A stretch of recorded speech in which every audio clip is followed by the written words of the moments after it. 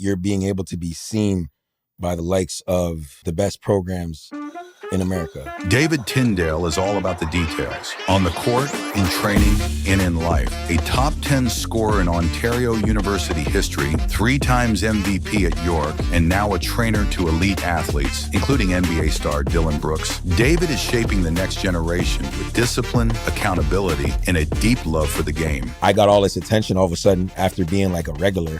And then all of a sudden I was like, boom, oh, he could score. From training his own nephew to working with pros, he knows success starts in the smallest moments. This week on episode 15 of He's a Guy, we sit down with David to talk about the work, the mindset, and what it really takes to level up. And while he's been helping others grow, he's also stepping into a new chapter himself, recently getting engaged. Tap in. This one's about the journey, the grind, and the commitment.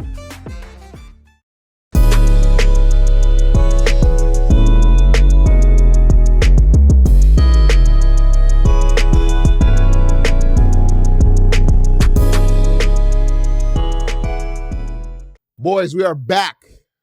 Does studio look familiar to y'all? Oh, man. But yes, please welcome us to another episode of He's a Guy podcast. I don't know if you guys recognize this face in the building today that we got, but you know, we'll soon get to that. It's a real serious. Nah, this is a face you want to know. You see what I'm saying? Let's get around the room now, introduce ourselves, get a mental check-in. Start with Tychon. What's popping, brother? Bam, I didn't know you were coming this way. You guys are coming with some energy. Give me with the no look. Yeah, energy, no look pass. I'm great. I'm actually really good today. I slept in till noon. Us playing men's league games at 10 p.m. is ridiculous. I think we're too old for that. I'm not gonna lie to you. So I slept until almost noon today. So I got a good rest, took the day to myself, and now I'm just feeling blessed. I'm here. I'm excited. It's like the highlight of my week. So it's always blessed to see the man-dom. You know what I'm saying? I'm happy here, Fred. Appreciate you. Fred, call at me. What's going on, brother? I'm good. A little drained. You know, I had a long weekend. Son played a lot of basketball this weekend. Yo, actually, I saw you and him. Yeah, I got forced into dad's game, you know? Okay. I had some legs on me, so, you know, I tried a thing. Right. You know, it worked out. I seen the co-MVP, father and son. Yeah, you know. I was playing with my Filipinos. It felt like Shaq. Went there. Shout out to Filipinos. Yeah, Went there. My Filipinos, you gotta love them, you know. Oh yeah. I was definitely repping. And you know, it went well, you know. So, you know, here with the man, I'm loving the podcast, you know. Happy to see David, you know. So pass it on to him. Jeez. man, I'm blessed. Happy to be here, bro. Shoot. Been a good week. Was in warm weather, that's for sure. Taking in some basketball. Just got back from Houston. Might as well live there at this point. But no, happy to be on this side.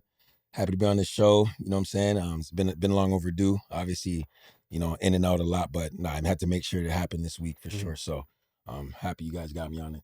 Appreciate you, man. Not even that shout out, even to make this happen, brother. You know? But again, yes, bro, you know, we're here. I had a great weekend. It was my birthday yesterday, so you know. Birthday. So 33, feel young but I feel old but still young. Yeah. They say you're only as old as you feel. Right now I feel good. So some days are questionable, but most days are blessed. So yeah, man, grateful to see another one. You know, spending some time with man-dems. It's blessed. I might have another bottle for you, dog. A big one this time. A bigger one? A bigger one. All right. Did you finish the mini one I got you? Brother, it's a gulp. Ray nephew, dog. Oh.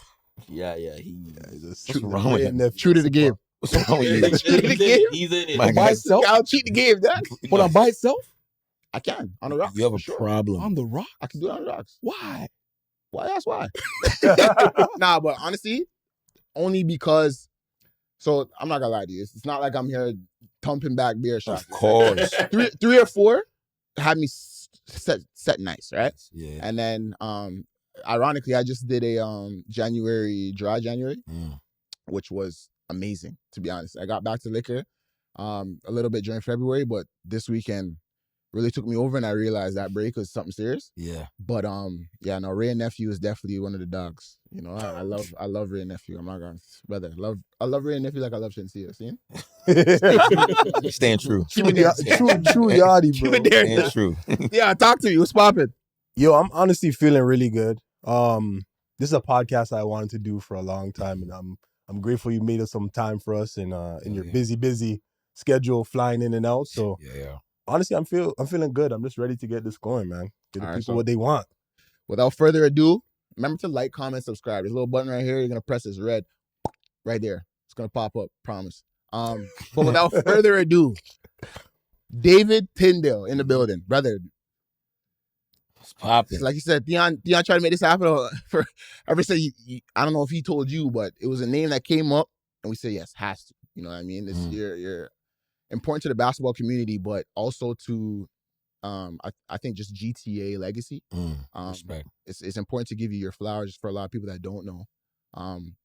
But also just, in being in competition with us in some years as well. Yeah. But an important name, especially what you're doing now for basketball. So we're hoping to get into all that. But please, for the people that don't know, for the very few people that may not, please tell us what you're into now, brother. What's David Tyndale on? Shoot. So been working with basketball athletes for some years. Call it a trainer, call it a mentor, call it a big bro, call it a father figure in some cases, but just trying to influence the game as much as possible, working with kids as young as 8, 9, 10 years old, all the way up to the highest level of the game, guys playing the NBA, guys playing overseas, girls as well.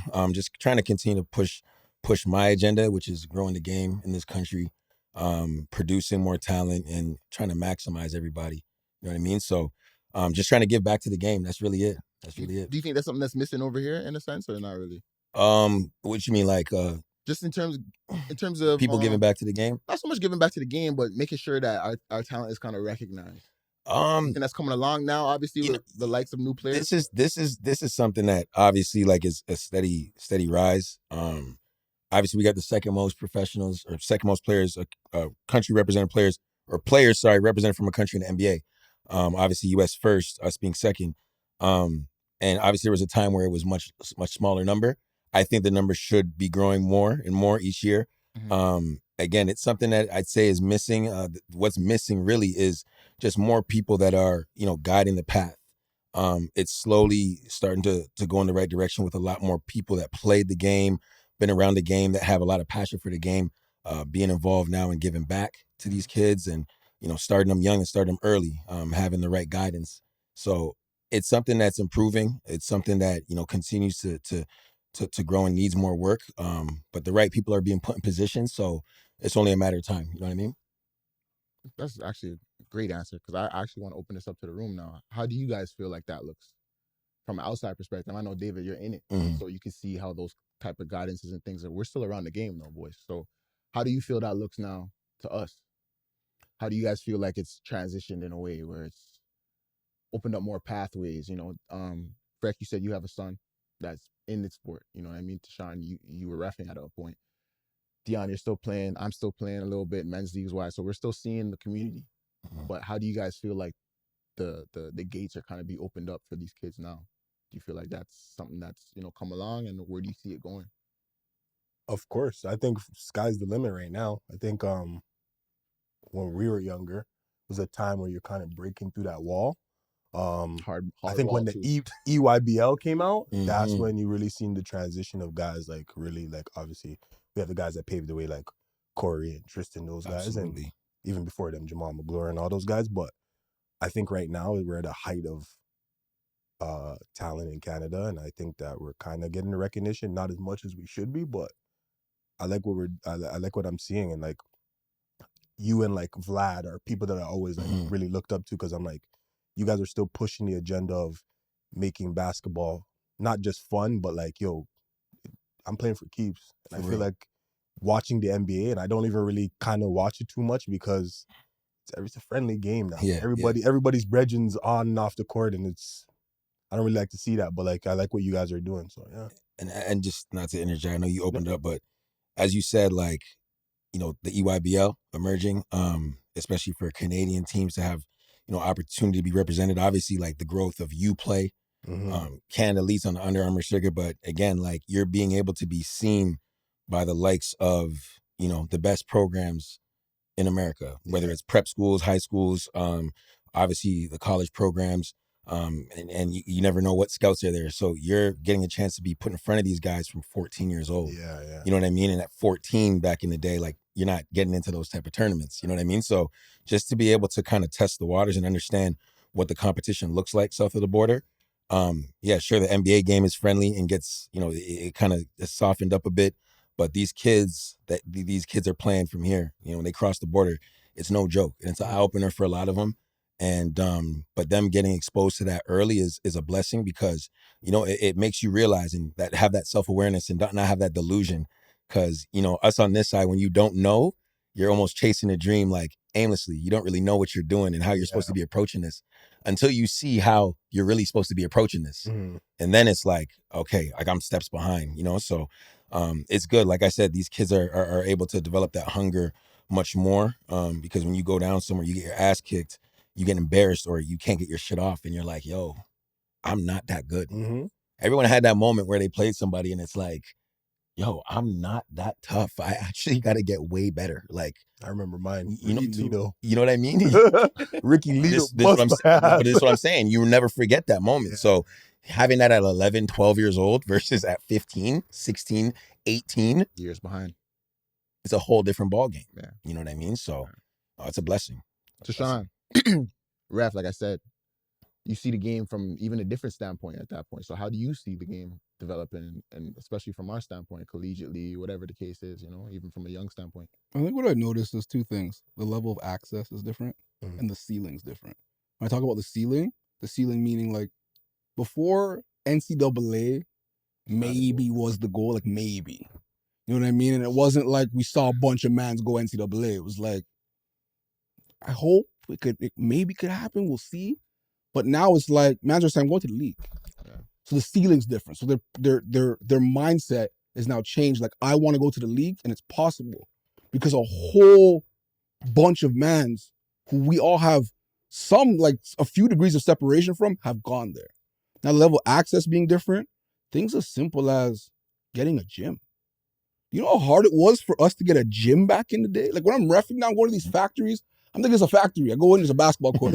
Yeah. You know what I'm saying? Like, the game's growing. The game has grown to the point where it's like, gym time is not as scarce as it used to be. Like, you can get in the gym almost everywhere and anywhere. Yeah. So it's like the level of access has changed. Now, from watching the game, the skill level is unbelievable. You'll see guys 1 through 5, highly skilled players. Are they as tough as we used to be? Debatable.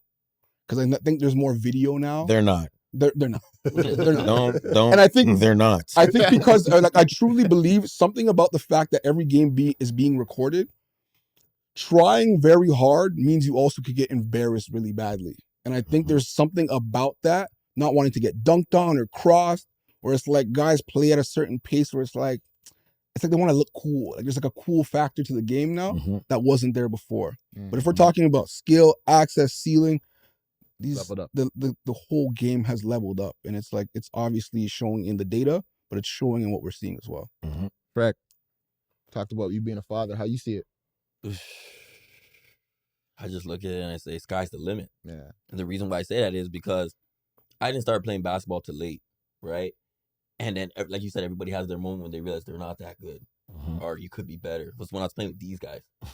I was like, I'm joking. No, you see, we're loud. I'm like, I'm joking. I see Tychon jumping through the gym, Theon, splashing a man's face and then take off. And I'm like, what am I doing?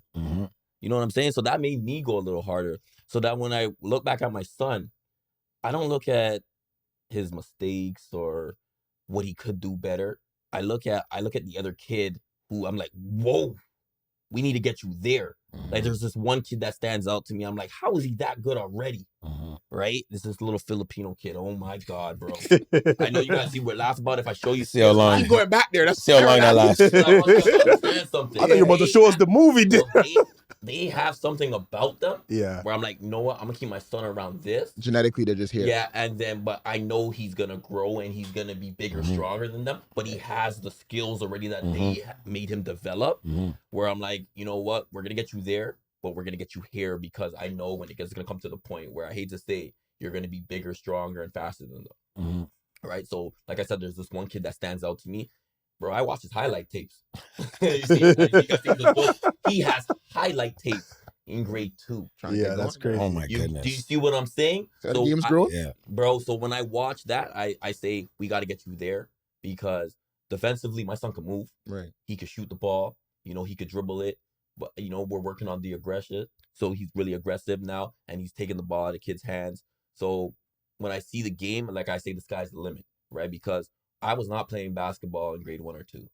I don't know what I was doing, but it wasn't basketball, right?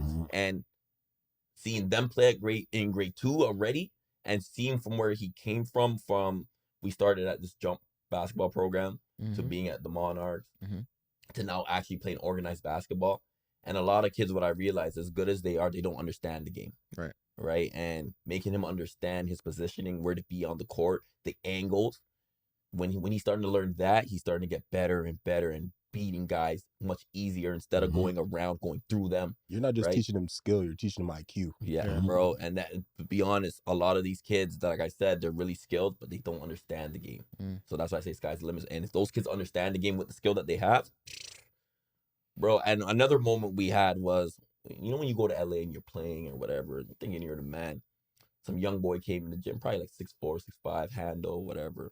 When this kid took off, I tried, you know, when you catch yourself, you take a step back. I'm not getting dunked on like Tychon said in LA. Right? I'm like, where you get those hops from? Yeah. Right? So, because when I was playing, I couldn't jump like that. Yeah. Seeing these guys jump now, like, what are you eating? I need some of that. Yeah. Right? The game is different. No, as you said, access though, like Tychon said, access. These kids are like lifting early, with guidance. And we were always taught, oh, you don't lift at that age. It's gonna stunt your growth. No, like we were also just doing whatever we felt like doing or we thought was right. Whereas these kids are, you know, they have prep programs in 7th grade, 8th grade, like Royal Crown. That's where I had nephew going when he was here. There's like 7th grade kids that I train that go there, and they have like workout program. They lift like 2-3 days a week. Bands and all that stuff. Like imagine doing that at 11, 12, understanding activating your posterior chain. Like, dude, what is that? You know what I'm trying to say? Like, you're learning the hinge pattern. You're learning these movements that are beneficial for you as an athlete at 12 years old. I mean, again, it's just a different ball game now. You know what I mean? So if they use it the right way, which, you know, we can get into that, the approach that some of these kids have, if they use it the right way, the sky really is the limit, you know, but it's really up to them. So Tindale, you're a guy that played basketball, bro. Like I said, GTA legacy in terms of what you did at Father Michael Gates, and you know, just knowing you to be a winner. You went to school with Andrew Nicholson and things like that, and avenue to go pro, be a pro. You were a pro. After injury though, how do you transition now? Yeah, I mean, no, this is the real. This is the stuff that, you know, you don't want to open these wounds, but at the same time, it's like part of the healing. Bro. It's crazy because like the transition was rough. Yeah. And I'm sure for everybody it was rough, but mine was like, it was kind of like I was going like this because I was a late bloomer. People don't really know this, but like 9th grade, I was like, I was getting cut from the Monarchs. You know, out of my friend group, I wasn't the best one up until like the 10th, 11th grade. Right. You know, people don't really know that, but it's because I just put the work in. I understood how to work. I understood that like your regimen is everything. So I really ate, slept, and shit this stuff. You know what I'm saying? Like at an age, when you're going out to parties, I joke about these stories all the time, but like you're coming home and it's 4:30 in the morning. Man, I'm getting to McDonald's, breakfast. I'm dropping them off and I'm going straight to the gym. You know what I'm trying to say? Like that's the type of sacrifices that were made. So, you know, when that energy can't be put into that anymore and it's kind of taken away, you feel lost. So I definitely went through a phase where, you know, you don't know what to do. You feel lost. You feel like you got robbed. Because my injury was non-contact, bro. I didn't even get hit. I wasn't doing nothing wrong. I wasn't like, you know what I mean? And then I had a surgeon, which people don't know why I really stopped. I had a surgeon that didn't do the surgery right. So I had to go back for a second surgery and I had to remove all my cartilage in my knee. So just so you know, it's like, it wasn't like, oh, I got one injury and I just copped out. It was like I had an injury and then I had a next one. And it was so bad because I let it go so far gone. I hadn't known like, something wasn't done right. I'm assuming it was done right. So I'm following the protocol. But then when I had to go back under the knife and had to remove everything, it was like, I can't even practice 2 days in a row. If I can't practice 2 days in a row, I'm not myself. I'm not who I am. So it was a thing where, you know, don't get me wrong. I stay in shape. I can still move. But if I can't put the work in and keep myself at a level that I want, that I know I am at and that I know I'm capable of, I don't want to have a part of this, because that's part of who I am. You know what I mean? And it just wasn't responding well. But yeah, that time was dark. And I think the biggest thing that kind of kept me and got me back on my feet was, the children. And I say that, like, my nephew, he's like my son, my brother, me and my brother Jonathan, JT, like, we're Batman and Robin. And when he had a son, it was like I felt like I had a son for real. You know what I mean? Like, and he took after me very much. So, like, he had an affinity towards me right away. And he was watching me play in university. That was the first basketball he saw. And I know that he kind of like took a style, definitely, that was similar when he started playing the game. So as I was going through this tough time, like, he talk about these second graders having mixtapes. Goddamn, this kid was putting kids on skates, like, playing 3 years up, like, dropping 35. I'm like, yo, like, so as sad as I am, I'm seeing this young king, like, do what he's doing and become who he's becoming and write his own story. And I just knew, like, holding on to that and trying to live vicariously through him kind of got me back on my feet. It kept me closer to the game. Trying to do other things just to feed myself with positivity. I've always been, considered a mentor, if you want to say, just always taking the young guys under my wing, like, trying to keep them out of trouble, kind of keep them in the gym. I started doing some stuff with a program called Ahead of the Game. It was Pinball Clemens that kind of had this program, and one of my high school boys that played football, but also was a basketball guy, Enoch, he kind of connected us and started doing that and working with youth and being in the schools, working with troubled youth. It gave me a feeling of purpose, just where, it was much greater than, like, me making a certain move or putting the ball in the net. It was like, I'm actually impacting so much more. Right. And I had to kind of, like, reinvent myself and, go through those hard days, but also, just like I said, feed myself positivity, writing down affirmations, reading certain things, like, daily, just to continue to love myself, because I got all this attention all of a sudden after being, like, a regular. And then all of a sudden I was like, boom, oh, he could score. Like, I'm getting attention from everybody, you know what I'm saying? Like, it was a vibe. Like, I'm like, shoot, this is the type of celebrity type, you know what I mean? So when you feel like you made an identity through something and then that's taken, you have to reinvent yourself. And I just kind of, like, buried almost a lot of the memories of me as a player and wanted to, like, rewrite a story as me as the coach. You know what I mean? And it was hard to kind of forget certain things, but, like, I really had to, and it kind of was like you're letting somebody go, you're losing somebody, a loved one or whatever. That's what it felt like, like the dreams don't stop. They still happen, like, it's crazy. They still happen. But, the youth was everything. That saved me for sure. So you would say that's the kind of the mental, like, the emotional and mental part that kind of kept you connected? Absolutely. I thought about what I needed growing up. I thought about the fact that, access is improved. I thought about the fact that, again, there's access not just to the gym, but access to the people that have actually made it. Right. So you kids are able to be around pros, like, they're in your backyard. You're able to go into certain gyms and you're going to see Nikhil. Yeah. You're going to see RJ. You can come to RJ's camp. We got players that are in the league running camps and having 200 kids in the gym. Yeah. Like, you know what I'm saying? You can go to a Dillon Brooks camp. Like, that wasn't a thing. Whose camp were we going to? Yeah. It's better life. You guys had no camp. Vince barely had one. I feel. Vince is not Canadian. Canadian. It's different. Yeah, the connection But is Air different. Canada is not Canadian. Yeah, But you know what I mean? It's a different connection. You know what I mean? So, and it makes the dream, like we said, a reality. Like, the fact that these guys have done it, I could potentially follow in these footsteps if I'm, following the habits and, taking the guidance the right way. So, no, it's I knew that it was what was needed. And like I said, my nephew, like, he became my why. Like, the children, yes, but my nephew really became my why. It was a lot of pressure for him, but he didn't know that. You know what I'm saying? Like, he didn't know it. It's funny that you said a lot of pressure because your brother, I want to give big props to that. Like, that's my guy. Oh, yeah. Like, that's my guy. Mm-hmm. And I didn't know it was your brother. No way. He made me know. He's like, oh, you don't know David as a brother? I'm like, who? Yeah. And it's funny because I was always around your brother at LA. We would Yeah. always play against each other. Yeah. Cool guy. But the point I'm trying to make is, like, when I look at your nephew's game, bro, I'm like, that's Tindale. Identical. Yeah. Bro, like, and I know a lot of people, they might not see it. I look at it and I tell your brother, I'm like, guys got a problem with you. That boy's a problem. No, it's crazy. Like I said, the first ball he saw was that, and then my brother, like you said, like tip my hat to him. Like he is the number one like fan and critic of Javion, and you need that. And as we talk about what these kids need and what everybody really needs, you know, is the tough love and is the accountability, and is people in your corner just telling you the truth, because you know it's very easy to just run with the praise. You feel like your good is good enough, but that's a cap. It's not good enough, because there's somebody who's willing to run through a wall. And you're not running through a wall right now. And you ask what you want. What do you want from the game? Oh, kids will say answers, like some real good answers on like generational wealth. I'm like, what are you talking about? You want generational wealth? You want longevity? Like, okay, so do your habits speak to that? Right. If it's a no, then we gotta switch it up. You know, you gotta know about it. You gotta hear about it. You know, so it's funny to me that you said that part, like you had to forget certain memories, but like for me, one of my earliest memories of you is being a coach. You know what I mean? Like as you were playing, like you used to be like, yo, you come to the gym, you come into the Y at 6 a.m. And you kind of showed me that hard work.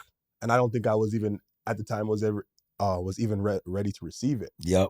But like, I think you had purpose. I think your eyes were set on something else differently, obviously. But I love the way you transitioned, because again, you were a player, but you already had that coach aspect or mentor or like teaching the game and showing guys what it takes to get to the next level. Yeah. You know, I respect you for that, because like again, that was one of my earliest lessons into like, okay, this is what it takes to be a pro. Yeah, you know, and I'm lucky for like Elijah Long and like Nas Long and those guys, Cody, because those were the guys that I started like taking under my wing, you know, because I'm the youngest of brothers, and I'll be honest, like my brothers toughened me up like from a mental aspect, and like, yo, you're playing like yeah, you know what I'm saying? They had me on go. Like the game start, and I'm like, I have to kill right now. So I'll say, Johnny talks about it all the time. Yeah. So I'll say to interject. That's one of the things that I noticed going on way early when I was playing basketball within the GTA community. The Wolfpack guys, you guys kept like, you guys were a real friend group. To look at what emulated a friend group and keeping people accountable, keeping people real, showing up, all these different things is. And even to now, like I said, I go to Elijah's games when he was playing for Brampton during the summer. Who do I see front row? Bubba, of course, Corey. Like all these guys show up for him, right? And it's amazing to see that that's what has been the same. Yeah. All throughout the same levels. You know what I mean? The support, like I said, the showing up, people keeping each other accountable and making sure that you're doing what we know you're capable of. And I feel like that's important. So, you know, I want to commend you guys. Yeah, no, for sure, bro. It's a tight knit group, and you know, from day one, everyone, like, we all look at it like we all have this goal and this dream, and you know what I mean. Not everybody knows what's needed to be done. Like I said, like at a time when I wanted certain guidance, I never got that. I got screamed at. Like, cool, that's blessed. Like I said, it has the goal, it has the motor going, but it doesn't teach me the specifics of, you know, what I need. And I started to like study the game, and I have always like been a student in that way. And as you said, like that coach aspect, it kind of came from just looking at them and like looking at how can I get them better. Like if it were me, what would I want somebody to give me? You know, because I remember wanting to be good so bad, and like at a point where it just wasn't clicking for me, because I was small as hell, you know what I'm saying? Like, and the confidence wasn't fully all the way there yet, you know? So, yeah. So what were some of the biggest lessons I think that you would say you learned in the transition from coaching or from playing to coaching? And then biggest lessons. Yeah. How did it help you be a better man off the court? One of the things, no situation. There's a couple lessons I'd say. One thing is like that no situation is permanent. You know, sometimes like when you're in a rut, like, and you feel like you're in just such a bad place, it feels like you're never going to get out of it. But just being able to get out of it, one, that just definitely taught me like tough times really don't last, just like for real, because I thought that was rock bottom. Like I thought, like I was over it, bro. I didn't want to be, I don't want to be here, bro, for real. Just call it what it is. You know what I'm saying? And just being able to get out of that hole was just super critical. But the transition, just using the game as well in a different way, it just made me really realize how valuable a lot of the lessons, you know, that you learn and the habits that you adopt as a player, especially when you're trying to be elite, how they're transferable to different areas of life, you know. And me now as a coach and as a trainer, you know, like I'm obsessed. You know what I'm saying? Like I watch so much film. I can't stop watching basketball. I can't stop wanting to get better at what I'm doing. Like I always want to upgrade my shit. You know what I'm saying? Like, and it shows in what I'm doing. You know what I mean? Because there's always more to learn. If you're stuck and you're stopping, then you know you're not going to build the way you expect. So I just try to put the same effort and energy that I put into something else. And you know, passion can take you. You know, like I had a passion for it, and you know, at the start, when you start training, you start doing something like this from the ground up without much direction.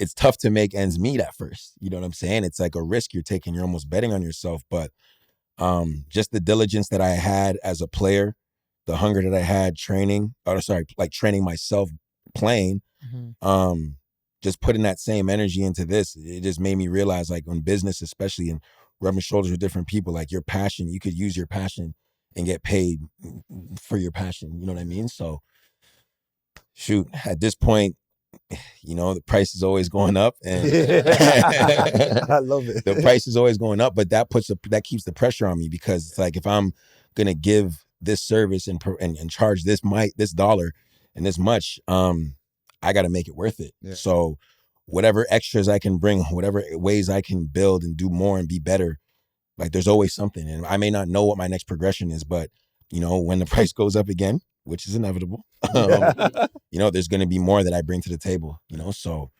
yeah, keeps me on my heels. Tychon, Theon, I know you guys had similar dark areas when it came to basketball ending. You know what I mean? And kind of transitioning. Do you guys feel that kind of those same sentiments of trying to transition from there, taking those passions, those important lessons that you learned through basketball, and then transitioning into being the better man off of the court? I don't know if any of you guys want to start, or. I mean, I could go first. Like for me, basketball didn't end with an injury. Not a physical one, actually. It was more like of a heartbreak. And I kind of talked to you guys about it, like feeling like I made my team lose. That kind of feeling was like, that was a mental one. That felt like a mental injury. Like, I never want to play this game seriously again. And then like after university, I'm like, I'm not going pro. I'm going to get a job. And what happens is you go from feeling so important and being praised and feeling like people are checking on your, coaches calling you, teammates are to like nothing. The next man's wearing your jersey. Next. Sit on the bench. Ruining the name of your jersey. But like, yo, like, it's almost like everything just moves on as if you never existed. And watching your old team play as if you never were on it. Like, it's not a good feeling. And it's like, no one teaches you, no one talks about this. I didn't feel like at the time anybody talked about that transition, and nobody teaches you how to take the same skills that David's talking about that you learn in this game and bring them into life, because you think they all apply to the game. That discipline, that resilience, that leadership, all the things you learn within the game are applicable skills to your real life. But you start in real life at a job acting like you're starting from zero. And that feeling of starting from scratch, feeling like a nobody, lost your identity, it's a dark place. Because you don't, like, your boss Tom doesn't care that you played ball. Or that you scored 30. Or that you scored 30, doesn't care. He said, bro, work started 10 minutes ago, you're late. Yep. You know what I mean? He doesn't care. No one cares that you used to be an athlete. Sometimes at my job, I don't even think I work there. Like, you play security? You work a corporate job, it's like you don't fit in. You don't feel like you belong. Yeah. It's not a good place to be in. And like for me, I just remember feeling sad. Just this feeling of like heaviness, sadness. Didn't know why though. I'm like, something's just not right in my life.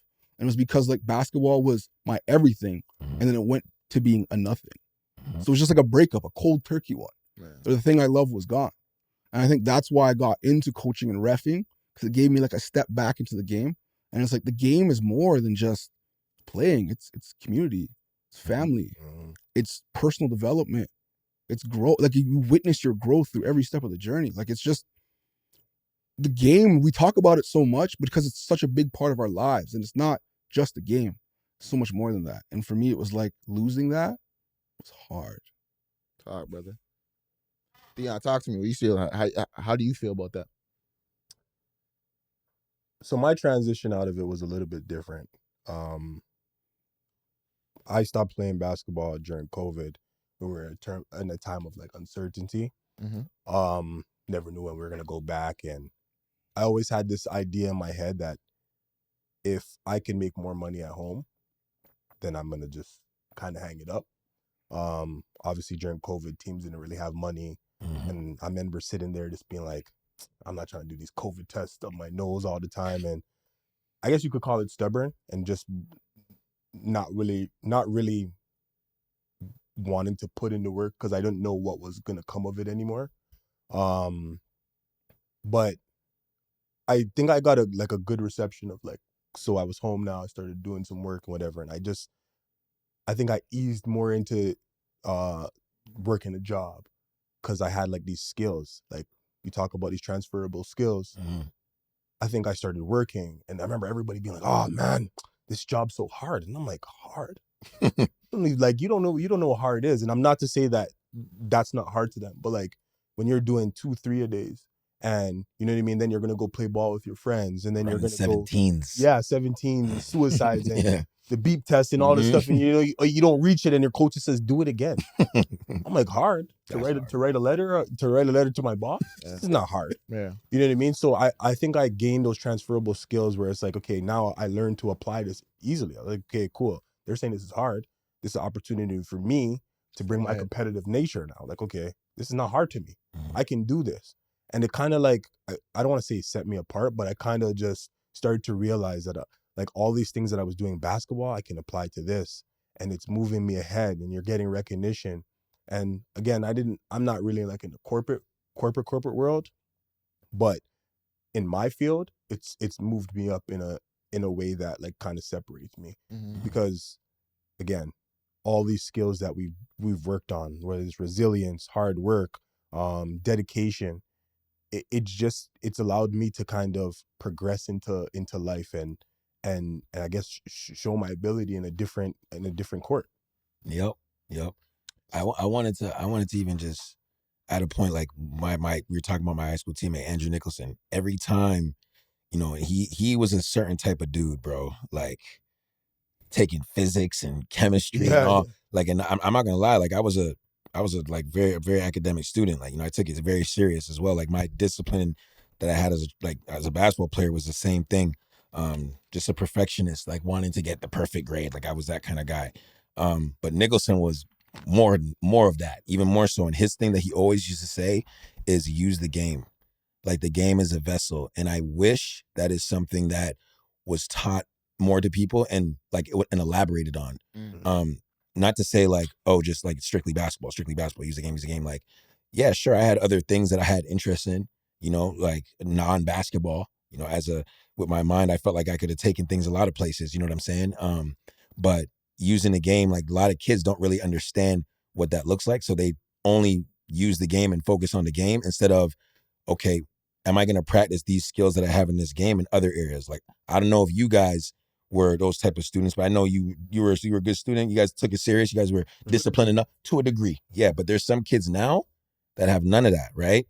And I feel like it's harder for them to transition when it gets to that point because they've never really used these skills that they have now, right now, in the phase they are in other areas. You know what I mean? They're loose. They have no discipline. They won't clean. They won't clean if they got to clean. They don't stretch after the games, even though they have trainers telling them to do it.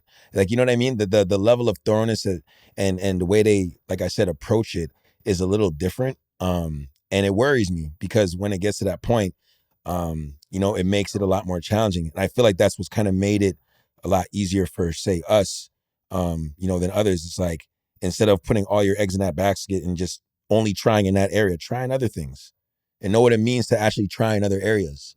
You know what I'm saying? If the guys that just try in basketball, look how they end up. It's tough. I think you're stuck, right? You know what I'm saying? You feel stuck. So it's like, that's what I think is something that's important. I think that's one of the things that we were misguidedly taught was the plan A, plan B. yo, I don't have no plan B because plan A is gonna work type of thing. Like I think that's just a misguided thought where it's like you said, don't put everything in one basket because these skills that you learn here are transferable. So it's okay for you to go ahead and try these different things. And I think that's the important message to pass on, especially for all of us.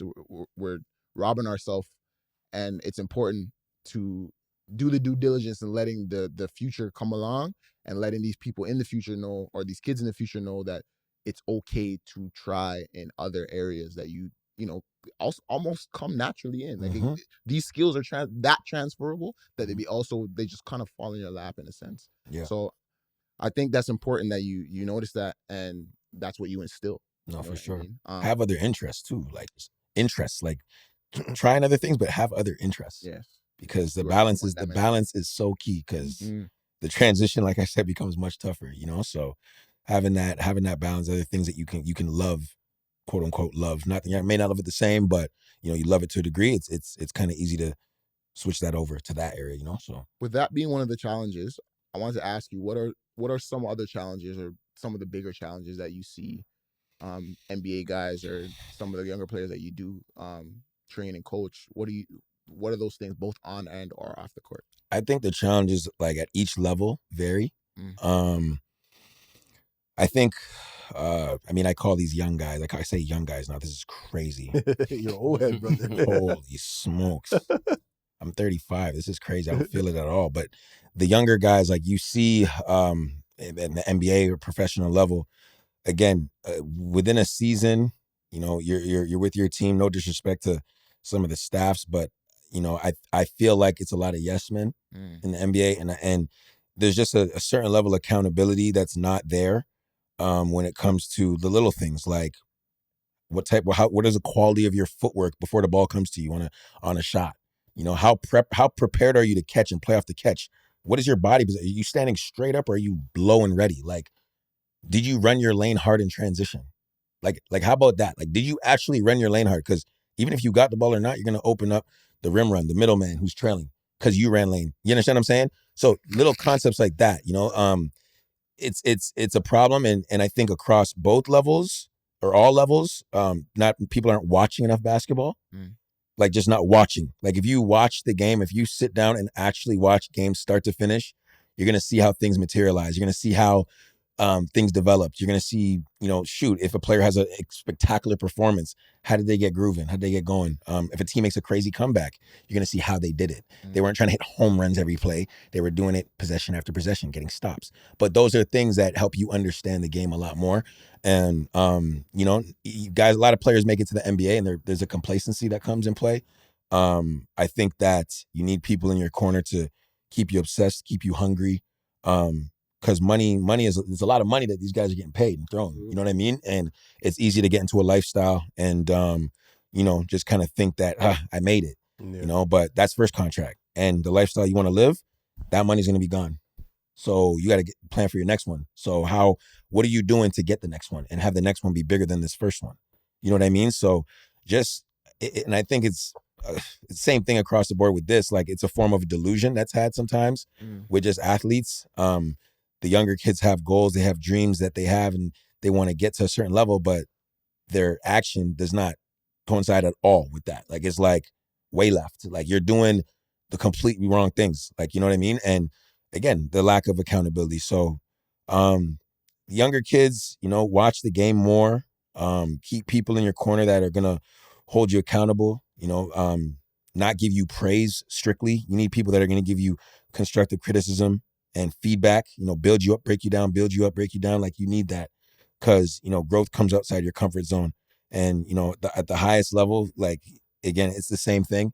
I think that sticks too. It's something that's important. And, you know, people just need to stay obsessed, have that Mamba mentality. Like, that's something that I feel like should be adopted by everyone. It's like, why are we halfway in? You know, if we're going to be in it, let's be all the way in it. You know, I think it's the best game in the world. I think when you make it something that can pay you, it's the best job in the world.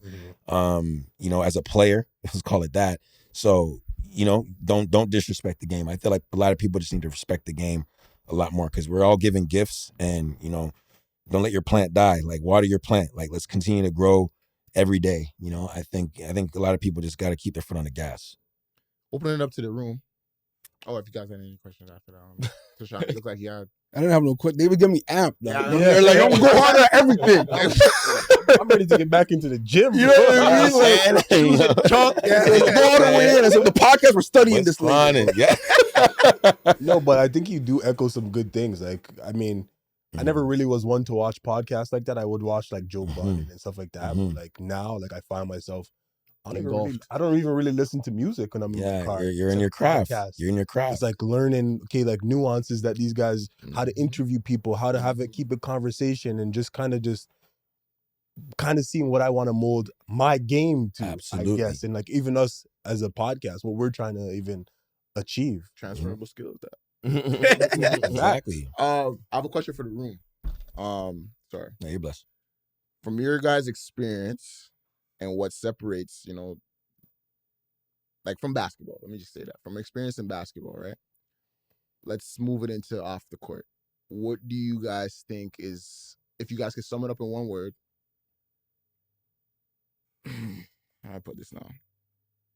Personal development. With personal development, what have you got? If you could sum up one word that you took from basketball, how would you now give that to the audience to say, yo, how you guys have improved your personal development? Self-awareness. Love that. Why? Why that one? I mean, if you're critical of yourself, you're going to understand like how you can get better. And like I said, there's a lot of delusional people. And I think, I don't know, for me, I was always a perfectionist. So I like always was like trying to figure out what I could be better at. What were my flaws? Like what do I need to do? You know what I mean?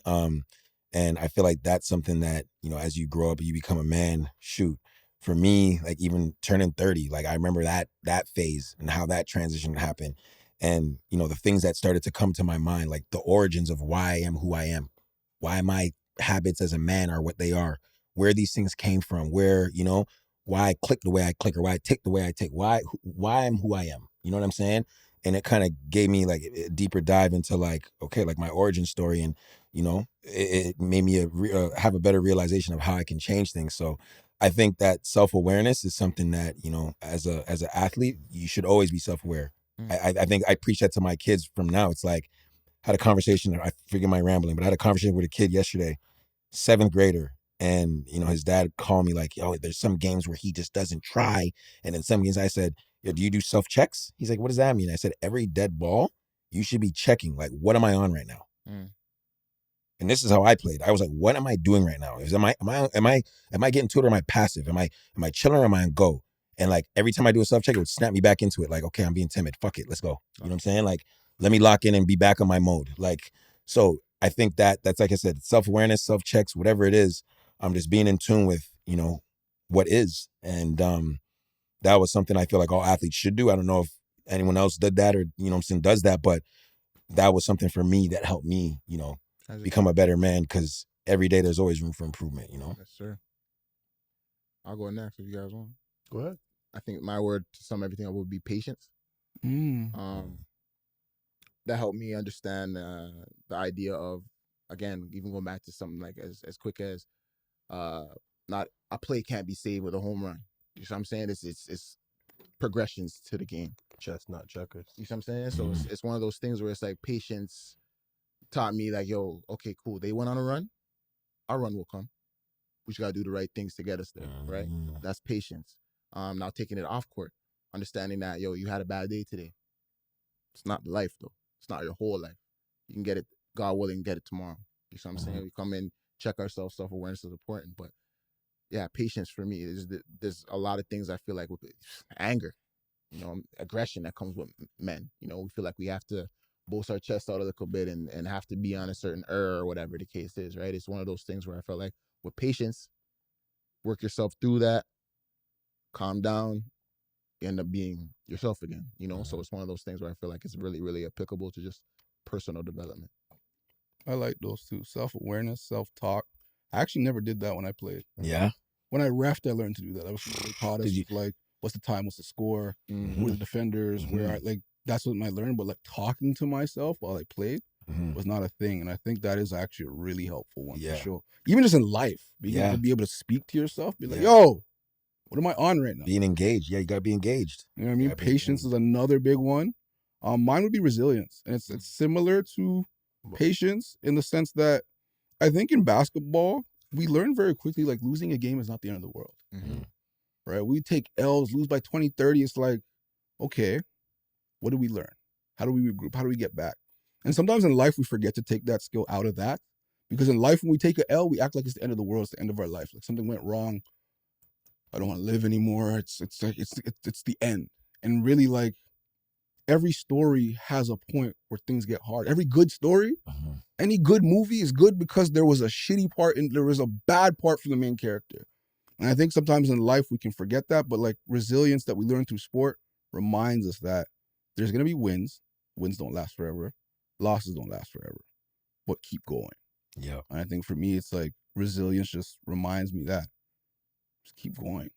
Don't give up. There's going to be good days, there's going to be bad days. It's all good. Absolutely.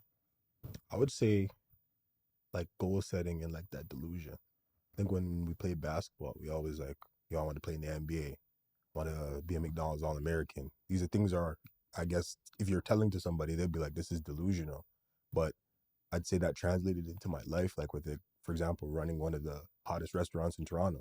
When I said I was going to go apply there, I was like, I'm not going to get the job. This is delusion. But you know what I mean? I ended up being the general manager. And like, again, kind of like you said, chess, not checkers. And just, okay, now I'm here. What's the next step? Okay, all right, now I'm going to get the assistant general manager. Not just being a token guy. Okay, now I got the general manager and like, again, running the whole restaurant. But it's just, when I played ball, goal setting was a big thing for me. I was like, I think my second year playing basketball, I was like, yo, I got to dunk in a game. And my mom was like, what are you talking about? Like, you never even dunked ever in your life. And the first time I ever dunked in a game was the first time I ever dunked the ball. Like, you know what I mean? Like, it wasn't like I practiced this and the first time I ever dunked a basketball was the first time I ever, in a game. That's crazy. But these are things that, like I had this goal for myself and that I wanted to achieve. And I think that's something that I've kind of brought out of basketball into my life. Correct? Mine's is simple. It's just learning, right? Like learning a lot of things throughout life, like on the court, learning the game, learning different parts of the game, learning how to shoot, learning how to dribble, and then like transitioning to off the court. Like I work an HVAC job for Intercare, learning how to do the job without anybody telling us how to do it every day because you have different tasks, right? And I'm a quick learner, so learning that and then like learning how to be a father, right? Because we weren't really taught how to be a father. If you don't have a father figure in your life, like, you know, learning as you go, like, oh, my son doesn't like that, but my daughter does, you know. So, and then learning how to be a husband, right? I never had these role models, you know, not having anybody to teach you how to do it. So to me, it's just learning, right, every day. I don't think that's simple, but I think always being a student is important. You know what I mean? Like, you say that as if it's everybody could do that. I don't think everybody has the awareness to understand that. You know what I mean? I think being a student at all times, knowing is honestly, humbly knowing yourself. It goes back to self-awareness. Kind of that I'm not always the most knowledgeable in the space that I'm in, so I'm gonna try to learn. No, I'm stubborn, you know, so keep it a bug. Like, I'm stubborn, so it's like, yo, you were wrong on this. Yeah, right. But then when it's like, you know, when the situation calms down and you think about it, you're like, I could have been better. I was wrong. You know what I mean? But I won't tell you guys right away. Leadership and accountability. Tindale, what kind of character traits do you try to instill in these young men that you train? How do you guide them not only to be better athletes, but also better men? There's a ton, to be honest. The ones that are up top, I would say, is just a motor. Like the number one thing is like put in effort for me. Like effort and attitude are two things I'm constantly preaching. But the number one thing is like having that motor and being able to put effort. Like I remember this Michael Jordan quote that was always big to me. And it was like, I can't accept not trying. And I just remember that. It was just like, can't accept not trying. Like, and whatever it is, you talk about learning new skills. Like, I'm not just going to avoid this. Yeah. You know what I mean? Like, we got to take things head on. You know what I mean? And being able to just, again, know what's real, and know what I need. You know what I mean? Like, again, we sit here and talk about delusion. We talk about, the self checks and knowing what I have and what I'm capable of, what I need to get better at. Again, being able to do that and then run with it and grow from it is a whole nother level, right? People can look at it and then, say, oh, this is what it is, but they're afraid and they run from that. So, take things head on. I definitely tell these guys, like, have the right mindset in terms of your approach to your development. So, your motor, your effort, and then your attitude, not to have a soft skin, like have a tougher skin, because, again, how you receive information is important to you if you actually receive the information. Like, we don't know if you received it, if your energy is, defensive, or you're blocking your blessings, if you want to say, just based on, your body language. That's a part of attitude, in my opinion, right? But so all those things, just, be a stand-up person in those ways, because it's going to allow you to just, again, climb the ladder in whatever area it is, because we don't know it all. You know what I mean? So those are two big things. Just as young men, especially because there's a lot of young men that I train, young boys more so. Again, being vocal. I think that's a specific skill that I want them to have. Like, I mean, shoot, me talking on a podcast, for one, is not something that 15 years ago I would be doing, even though on the basketball court I was vocal. But it made me realize, like, yo, you have to be able to speak, especially young black men. You know what I'm saying? Like, and speak articulately. Like, people are gonna look at you with a different vibe. So for those young boys especially, it's like, yo, you got to be that much better, not just as a basketball player, but just as a young man, just overall. So, being able to be vocal and communicate, and communicate in the right way. Because not only is that a thing for just like the basketball game, like that's for life as well. A lot of us have fiancés, wives, girlfriends, and all that. And, communication is what keeps relationships together. Call it what it is. You know what I'm saying? Like, so, and that's in everything. That's in the workplace. That's in whatever field. Like, you have to be able to communicate. So, those are a couple of the big things. And we can go out on a list, talk about discipline, but, and all those things. But again, the top three, like, effort, attitude, and your ability to communicate. Those are big for me. What's funny is I want to ask about motor, right? So growing up playing basketball or any sport, the word with a surrounding motor would be like, yo, he just doesn't have it. You know what I mean? Is that something that you feel like that can actually be taught? Ooh, holy, that's a tough one. I mean, some kids just don't have it. Yeah, I'm gonna be honest. But it's not necessarily their fault. Right. It's not their fault. Like, they're just, like, some things are stopping that, that they can't control. But a lot of the things are like, the foundation that's been put in place for them. Yeah. How they were brought up, how they listen, how they receive things. If they weren't reprimanded and kind of shown, like, this is how you're supposed to receive, your authoritative figure in this situation, then, it's tough. But if it's someone who's, capable of change and adaptable to, different environments, and, you could see where there's kids that you can develop that. I mean, you got to get creative when it comes to motor. A lot of time drills. Like, anything where there's the clock is involved is what gets it. Because a lot of trainers and coaches, they do some boring ass shit. We all remember growing up, like, our coaches. No disrespect, like, I don't know, I didn't have like the greatest coaches. Yeah. I had some good ones, definitely, but I didn't have the greatest coaches all my times playing basketball. But, loved all of them for sure. But there was times where a lot of the stuff we did was very mundane.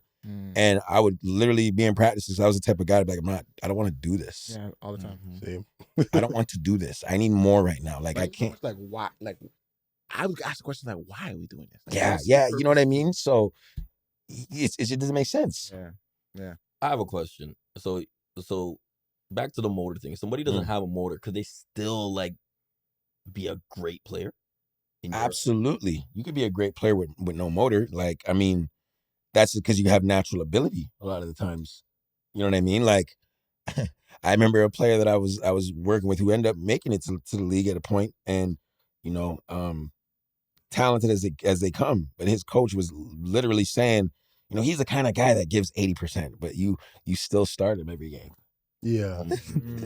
You still start him every year. You're openly saying, you're enabling this. Yeah. You know what I mean? And people look at me like I'm crazy for screaming at people, but like, and screaming at kids from young, like to get their urgency. But I mean, fear motivates sometimes. So my style is rough. And to be honest, like, I don't really think I'm ever going to change that. If you can't handle it, you're not built for it. Exactly. You know what I mean? Because I want to bring out the best. So again, you could be a great player, especially if you have natural ability, but you know, for the normal sized human beings like myself, you know, that weren't blessed with like, you know, like crazy stature or like, yeah, sure, I had athletic ability, very fast and all those other things, but you know, you got to work that much harder. You have to be that much more aggressive to be undeniable, because people are going to look at you in the wrong ways and say, put him in a category. He's undersized. He's small.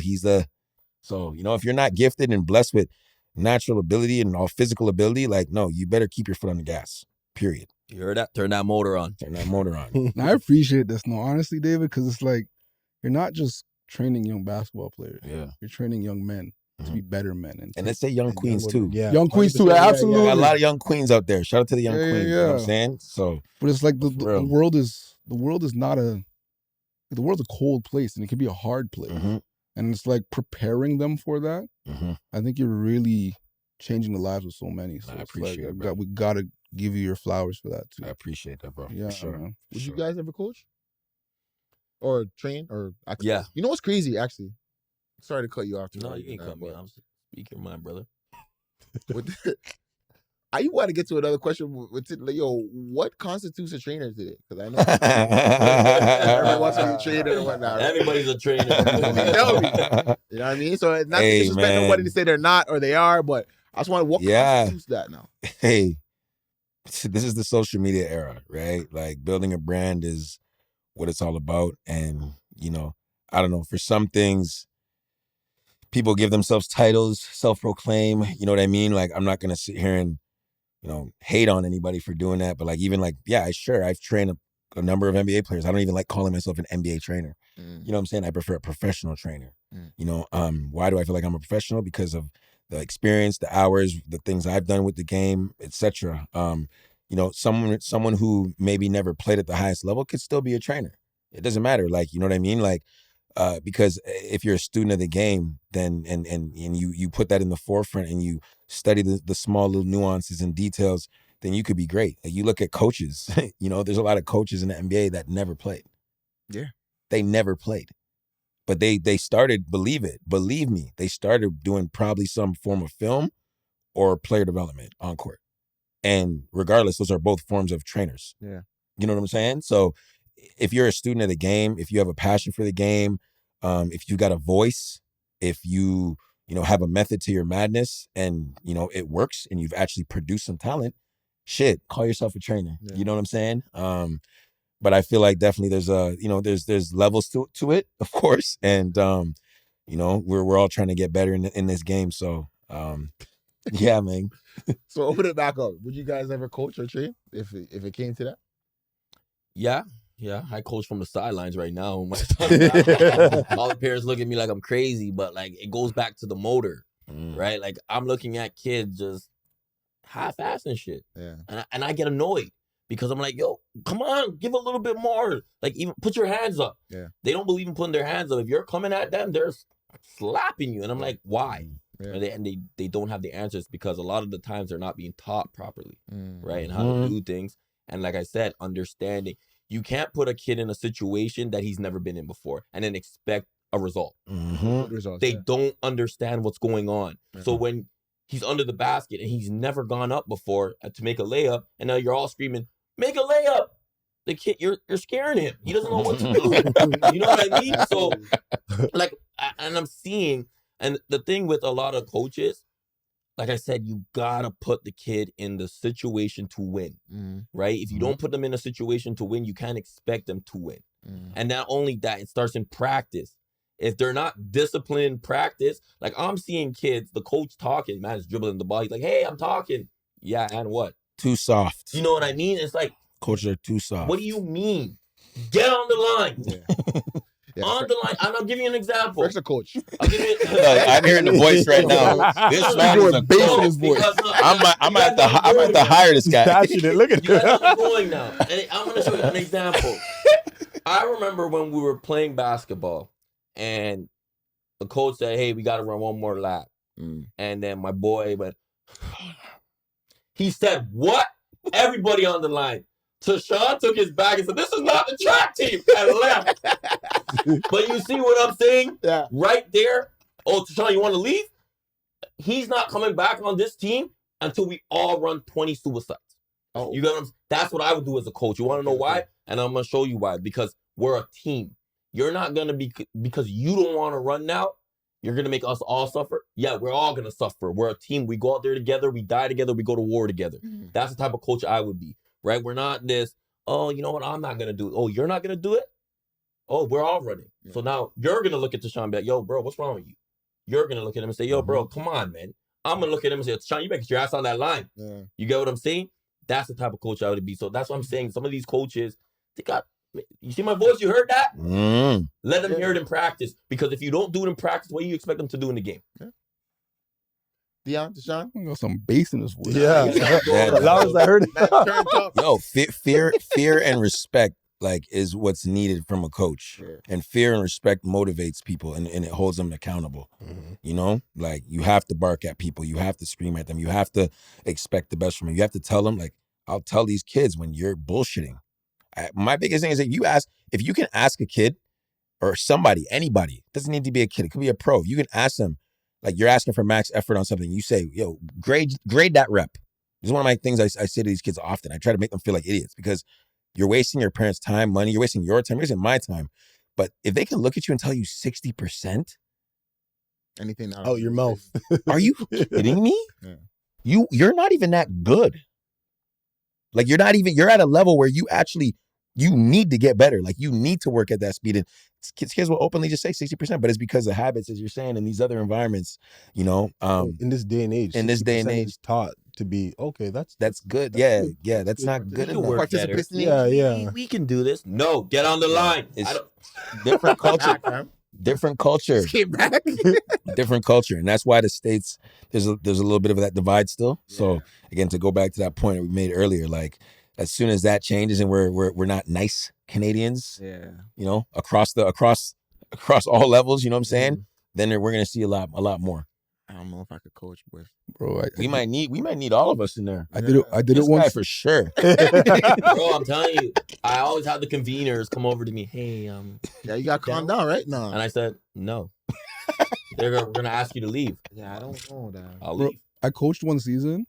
It went horribly. And you were the kid for the both. Oh boy, both. And I was like him. Yeah, I was there screaming at them, yelling at them, and you know when I realized it was bad? One game I got stuck in traffic horribly. My assistant coach was there, and we would lose almost every game. I come in the gym, my team is up by 15. So I walk in the gym, I tiptoe in the gym. I don't say nothing. I just sit down on the bench. It was like they sensed my presence. As soon as I got there, man started getting stiff, turn over the ball, score. We end up losing the game. So after the game, I'm like, guys, is it me? Yeah. And the man looked at me and they're like, yeah, it's you. So what's the problem? You make us nervous. And I said to myself, maybe this isn't working for them. Yeah. But I didn't know any other way. Yeah. But I didn't know what to do because it was like the fear, the respect thing, like that's what I knew. Yeah. But they were U17, so they're 17-year-old boys. They were used to being coddled and everyone's nice and good job, everybody. Like they were used to that. So me, I was coming in Toronto, like this is out west. So I'm coming from Toronto on some like, oh, come on. Yeah, for sure that's how it was going to go. Different energy. Like it was just, they weren't used to somebody like me. And I didn't get the best out of them. So at the end of that season, I didn't end up coaching again because I'm like, it's either I need different players or I need to coach differently. Yeah. And so right now, I still don't have that answer. But I think in my mind, as a coach, your job is to get the best out of your players. Mm-hmm. And you got to find whatever way that works for you and them. Mm. But looking back on that season, I don't know if I should have adjusted. I don't have the answer to that. Would I coach now? I would love to try it again. But I think the biggest thing, and kind of you guys are speaking to it, it's really like getting down to the mindset of the player, like learning the player and having the player learn the game. What made you do that move? Why did you do that? What did you see there? How much effort are you giving? What, like asking questions like that to get an understanding of like where they're at, rather than be like, do this, do that, no. That to me wouldn't work as well as like just holding them accountable and actually like teaching them. It teaches their self-awareness when you ask those questions. Mm-hmm. Because if they can sit there and spurt back out 60%, they thought about that. Mm-hmm. So now you have to live with me looking at you and say 60%? What? Tell other kids, you hear this? This guy's working. And I'll embarrass them. I will do it. And then they have to sit there and think about that. You thought about your answer. Now think about your next rep. Because you want me to talk to you like that again? Because I'll embarrass you again because you give me another 60% rep. You know what I'm saying? So asking questions and engaging with the kids is, again, like super, super big.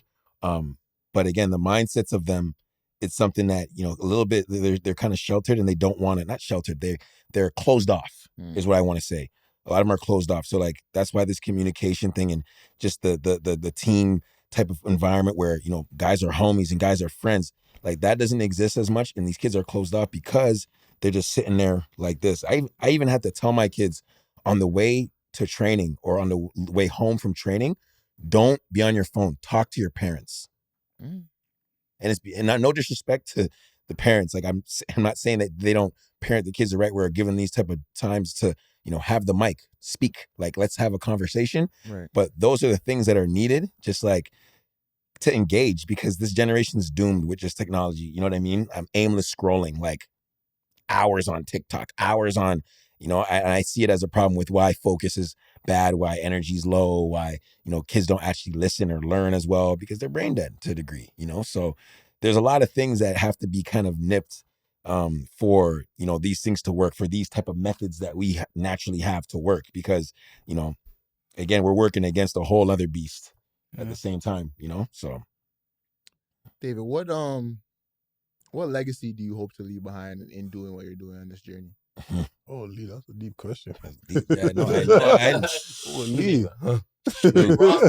no, nah, honestly, for me, again, my legacy that I want to leave around, like when it comes to this game and my impact on the game is, you know, again, for sure, I brought the best out of people. You know what I mean? And maximizing potential in anybody that I came across. You know, nobody can say that they've ever, you know, been with me in the gym or worked with me or, you know, came across me and couldn't say that I was the most passionate and fiery and held them to a standard and made them believe that they could do more.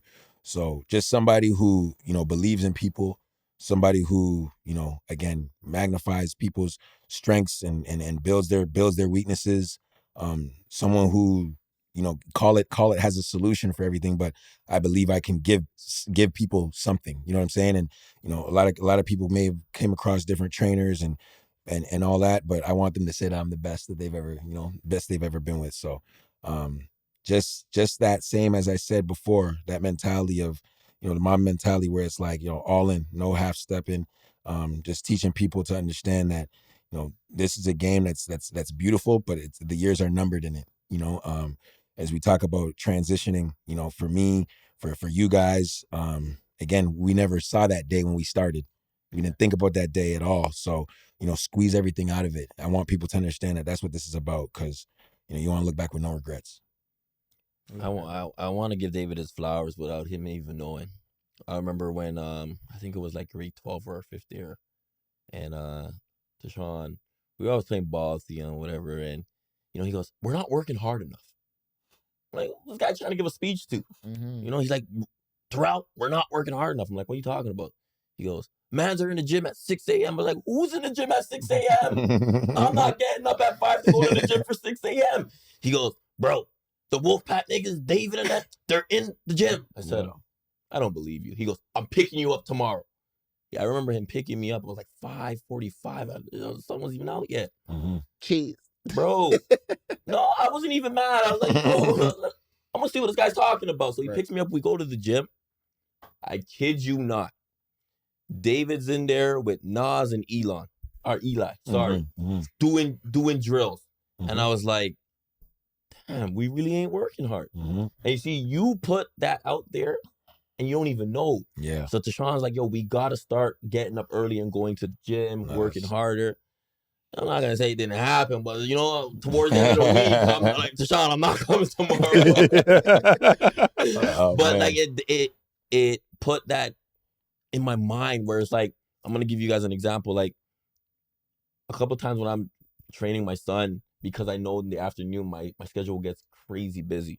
So a couple of mornings, like 3 days in the week, we got up 6 a.m., got to the gym for 7. Hell yeah. And then I remember 2 fathers came over and they were like, is that your brother? I said, no, it's my son.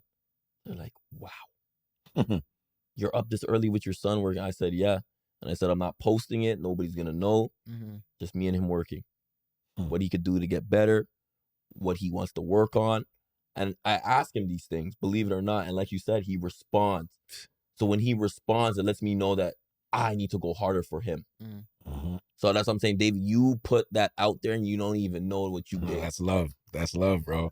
6 a.m. crew is different. 6 a.m. crew is different. Some days, bro, that alarm would go off. And then, you know what's crazy about it, though? You get to a point where the alarm doesn't even, you're waking up before the alarm. Yeah. Running on whatever type of sleep, you just know that you need it was 500 a day. I need to make 500 a day. You know what I'm saying? And waking up Naz and Eli, I remember it's so crazy. Cause like they would be like groaning, like I'm not getting up. I have to go in the crib. I go in the crib and take them out of bed, bro. You know what I'm saying? And like they may not remember that, but you know, like I said, it helped me be who I am today, doing what I'm doing now, and you know, for sure helped shape their approach to, you know, the work and how to have that battery in your back, because you know, if you're not working, somebody else is, and that's how it goes in every craft, in every area. So you know, have that diligence, you know, have that discipline. It's key. It's like poetry in motion hearing you talk, because like you're not just talking. Like I can attest that you actually live that what you're saying. It's beautiful to hear the things that you're saying, because I think you said this before. You're not only just teaching these kids how to play the game of basketball. You're teaching them life transferable skills to be better men. And I'm gonna give you your flowers for that too, because like a lot of people are not doing that. You know what I mean? They would just want to teach them the game of basketball, but like you're making them think, you're making them work, and like letting them know that, you know, you're not just gonna get by with just talent. No, you got to do all this. You got to do all the extra work to get to the next step, to wherever you want, whether it's basketball, whether it's in life. So yeah, no, for sure, respect, bro. And even the fact that like you're there for them, you know, I think that's one big thing that we didn't speak to. It's like not only are you teaching them, it's like they have somebody that has their back. And I could tell like how genuine you are about this. So it's like, I know that you have their back. And that's like, you know how it is going out there when it feels like no one has you. But to have somebody that has you is like, bro. No, for sure. Respect, bro. Yeah. Absolutely, bro. Tychon, without further ado, what we got on the table for Tindale, bro? So, David, we make our guests play this game called Let's Talk About It. So the guest will pick a card. Mass of cards. And either ask it to the room and then answer at the end, or just answer it and then you can ask it to the room. There's 3 stacks of cards, white being the lightest, blue being medium, and dark being... I pick the card and I ask it to the room? Or you can answer. Definitely got to answer, but however method you go about it, you can answer first, then like... Oh, which one's the heavyweight one? The dark ones. Which should I go, y'all? It's up How to you feeling? Look at that, right?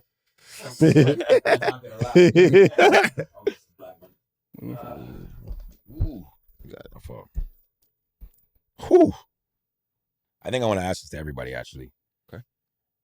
On a scale of 1 to 10, how would you rate your life so far?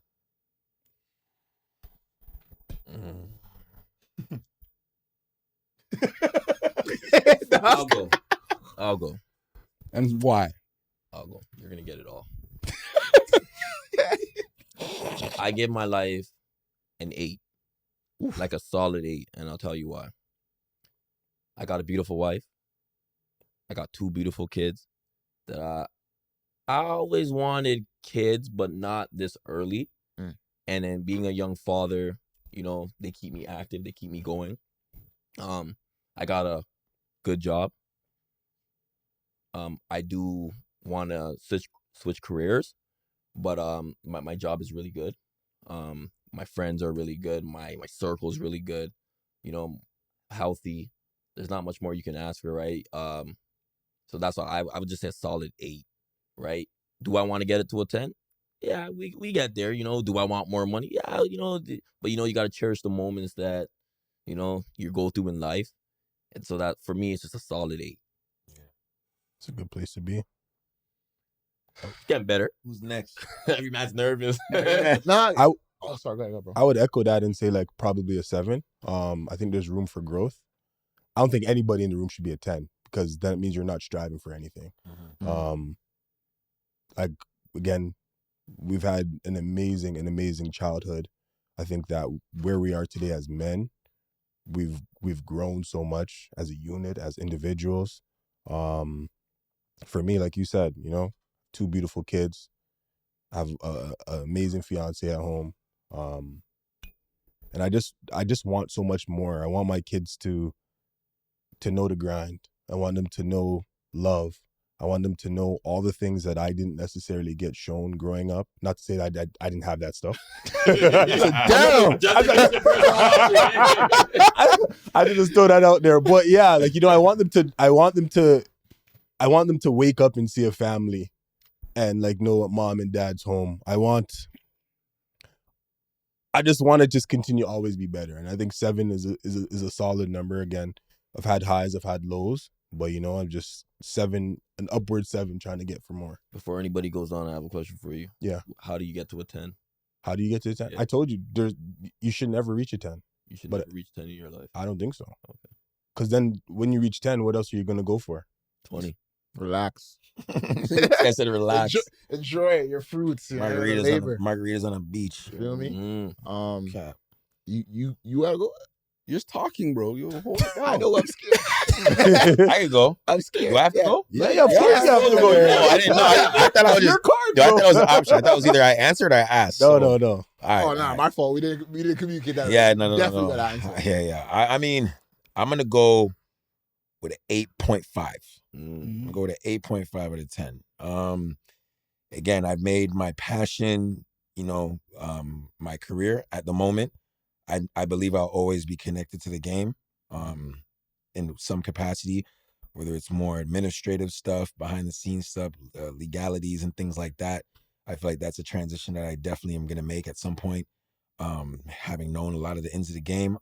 Like all you guys also said, my fiance, beautiful fiance at home.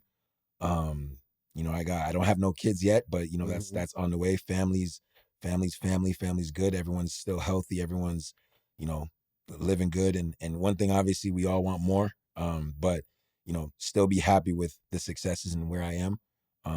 You know, because I do know that things are going like this, and as long as, you know, you continue to do right with different people, your karma will always, you know, return the goods to you. So, yeah, man, just continue to strive for more. I obviously want to grow. I want to see your people around me in better positions. I want to be able to, you know, give more to my parents. You know what I'm saying? They've given so much for me, the sacrifices, my siblings, everything. Like, I just want to be able to put more people on and give more to everybody. You know what I mean? If that makes any sense. So, but no, definitely happy. You know, every day we get to wake up and open our eyes and we're able-bodied.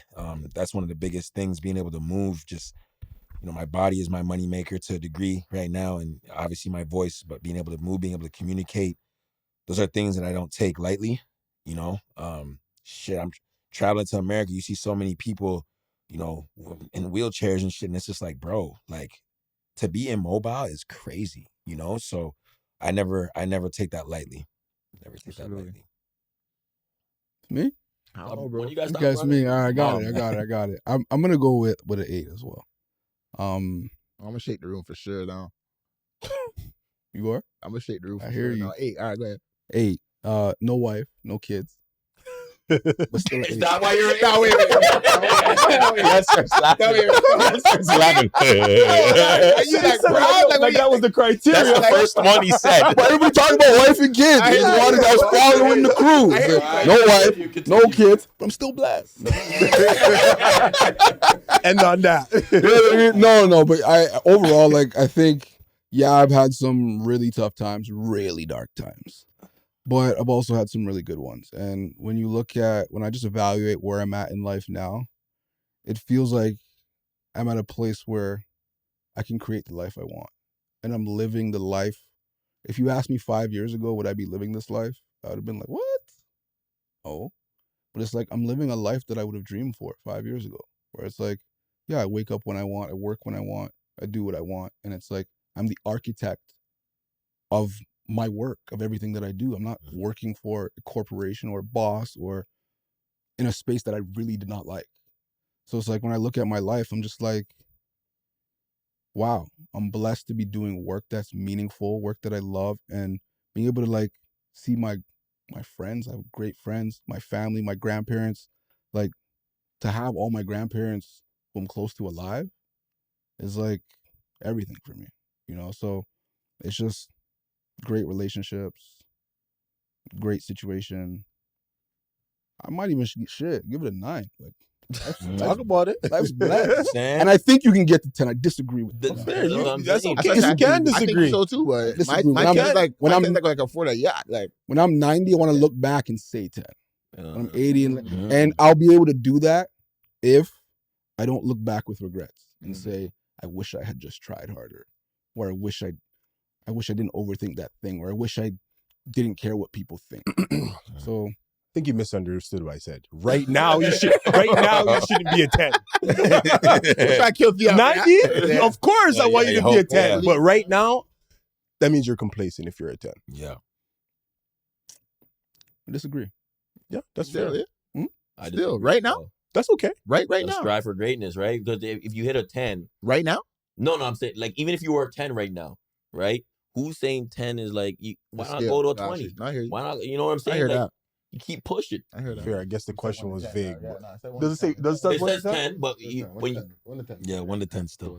Yes. There's no more room. Break the scale. I break scales, bro. Theon, I hear you. Break the scale, bro. Theon, I hear you, fam. All right. Why I say I shake the room is because on most scales, I think 7 is a safe answer. I feel like I don't want to live in a 7 in anywhere. So I look at most scales without a 7. So I go, which is uncomfortable for me to say, but I'd say like a 6.6, 6.7. And the reason I say that is because a lot of things that I've strived for, I have yet to reach.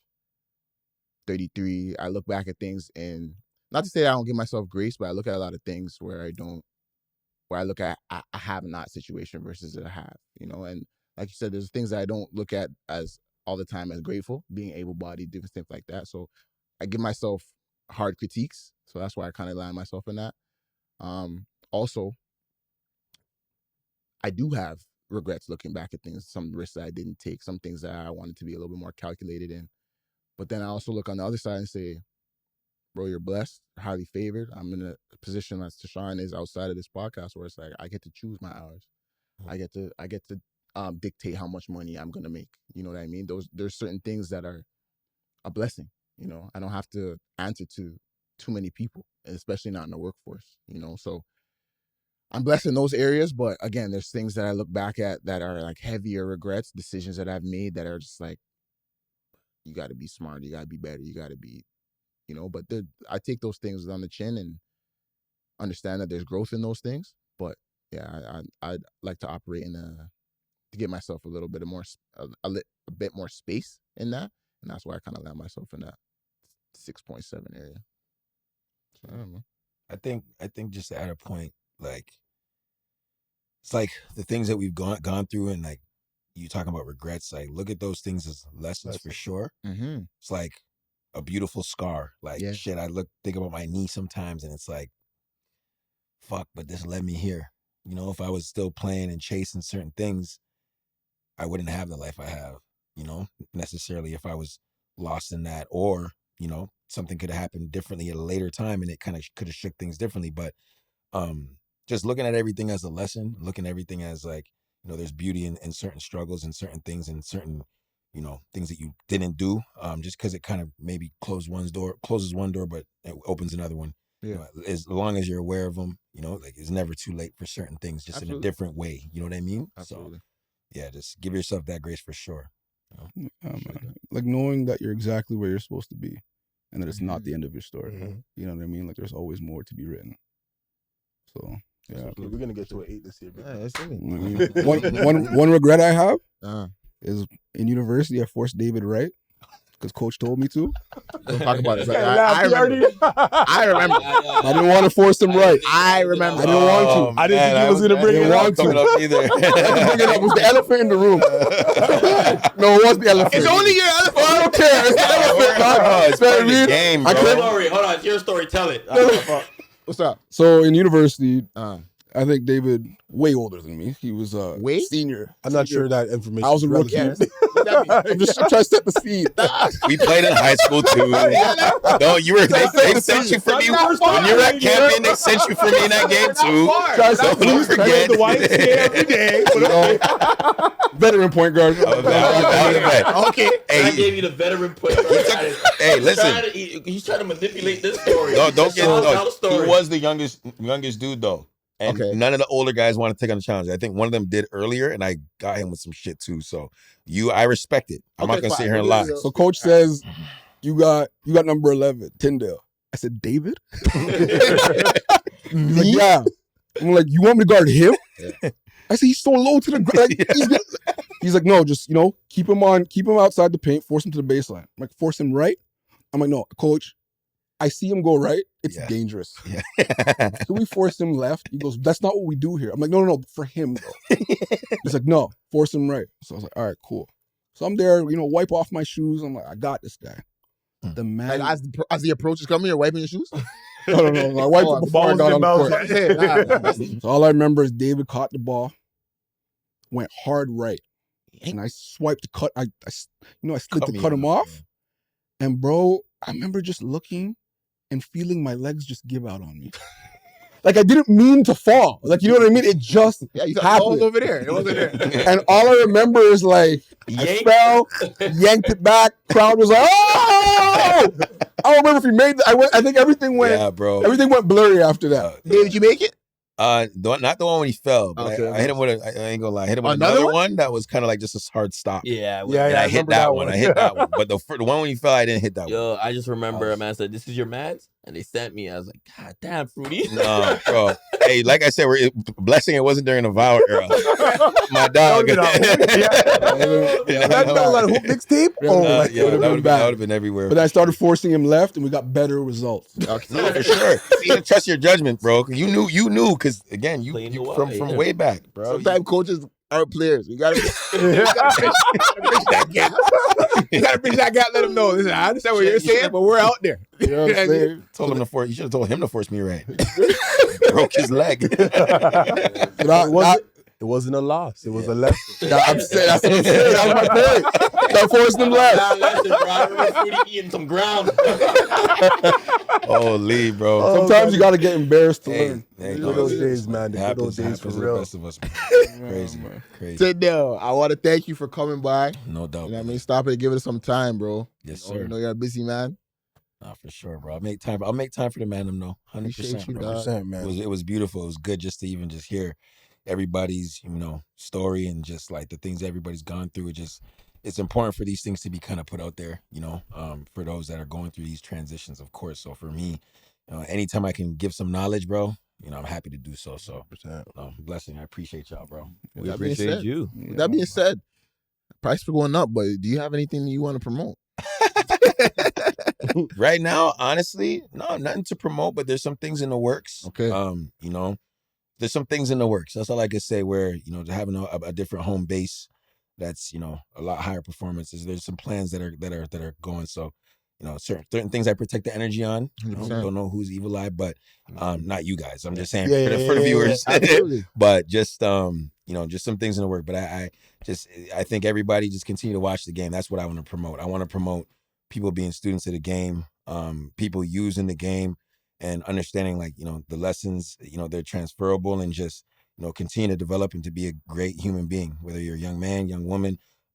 Again, don't take for granted these times, and the coaches that you come across, the ones that are giving you the tough love, appreciate them, value them, because they're going to help shape you into who you want to become one day. So for sure. And on that note, gentlemen, Remember to like, comment, subscribe. Right? Yeah, see, red button. But please, please, please, like, comment, subscribe. From us to you guys. See you again. We out.